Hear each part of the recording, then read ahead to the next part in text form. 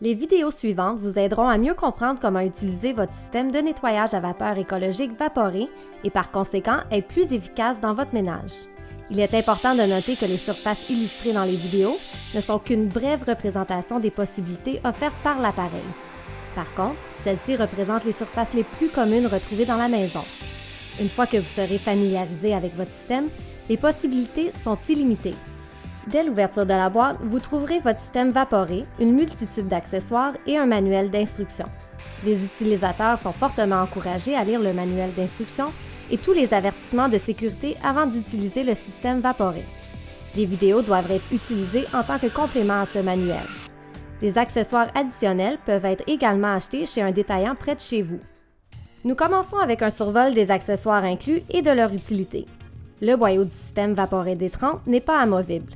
Les accessoires inclus avec votre système Vaporé D30 sont les suivants.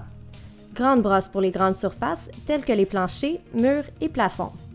Brosse triangulaire pour les plus petites surfaces, par exemple les comptoirs, douches, bains, matelas, tissus, manteaux et l'intérieur d'une voiture. Buse de 120 degrés avec brosse en nylon de 1 pouce pour le nettoyage à précision du coulis, des toilettes, des robinets, cuisinières, fenêtres et l'étage sur les vêtements. Et de plus, 2 tubes d'extension. Sur votre appareil, vous trouverez un interrupteur d'alimentation principal, un témoin d'indicateur vapeur prêt, un témoin indicateur pour le niveau d'eau et le manomètre de pression. Pour allumer ou éteindre votre système, vous devez utiliser l'interrupteur d'alimentation principal. Le témoin indicateur vapeur prêt vous avisera quand la cuve de l'appareil a atteint sa pression maximale et le système est prêt à être utilisé. Cette lumière s'allume et s'éteint en cours d'utilisation pour indiquer que les éléments chauffants s'allument et s'éteignent.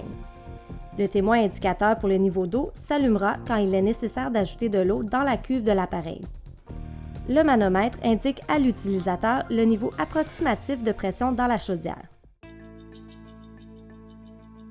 Pour commencer à utiliser le système Vaporé, dévissez le bouchon de sécurité sur le dessus de l'appareil et remplir le réservoir avec le volume d'eau qui est indiqué dans le manuel d'instructions.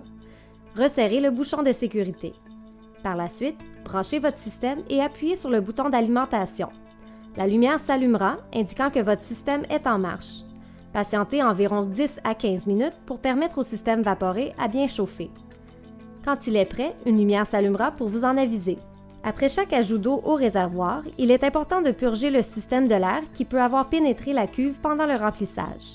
Il suffit d'orienter le boyau dans un évier ou une serviette et appuyer sur la gâchette jusqu'à ce que la vapeur commence à sortir du boyau. Ceci prendra environ 15 secondes. Ensuite, relâchez la gâchette et permettez au système de se chauffer à nouveau. Ceci ne devrait prendre qu'une minute. Quand la lumière s'allumera, vous serez prêt à commencer. Le seul entretien nécessaire pour le système Vaporé est de rincer la cuve. Ceci préviendra les problèmes liés à la formation des dépôts de calcaire et de minéraux à l'intérieur de la cuve. N'utilisez pas de vinaigre ou autre substance nettoyante pour rincer la cuve. Utilisez de l'eau du robinet. Une fois toutes les 2 ou 3 semaines, ou plus souvent selon l'utilisation, lorsque l'appareil est froid, simplement remplir le réservoir avec de l'eau fraîche, secouez-le et videz l'appareil. Vous remarquerez du calcium dans l'eau de la cuve. Poursuivez ce processus jusqu'à ce que l'eau que vous éliminez de la cuve soit tout à fait claire. Les systèmes ayant un bouchon de sécurité doivent être complètement dépressurisés avant que vous puissiez enlever le bouchon et ajouter de l'eau. Lorsque la lumière indicatrice du niveau d'eau s'allume, les éléments chauffants sont éteints automatiquement, vous permettant quand même de continuer à travailler sans que les éléments soient allumés. Continuez vos tâches avec la pression résiduelle jusqu'à ce qu'il n'y ait plus de pression et que l'aiguille du manomètre atteigne 0. À ce moment, éteignez l'appareil et débranchez-le.